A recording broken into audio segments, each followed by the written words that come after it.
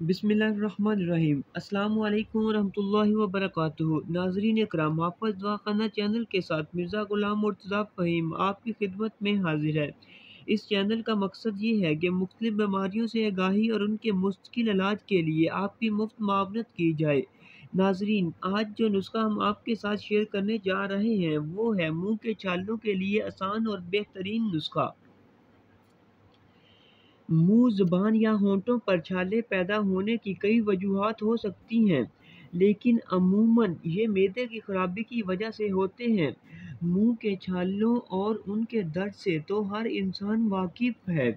मुँह में छाले बनने का अमल मौसम गर्मा में ज़्यादातर देखने में आता है, जबकि इन छालों के सबब ना तो सही से खाना खाया जाता है और ना ही कुछ ठंडा गर्म पिया जाता है।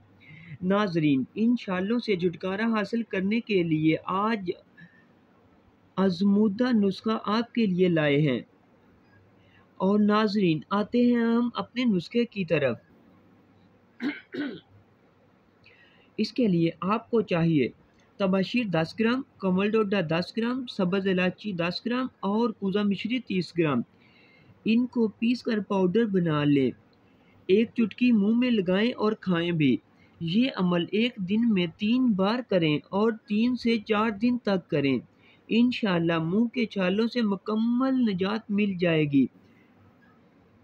अगर आपको हमारी ये वीडियो अच्छी लगे तो इसे लाइक और शेयर ज़रूर कर दें। नेक्स्ट वीडियो तक के लिए अल्लाह हाफिज़।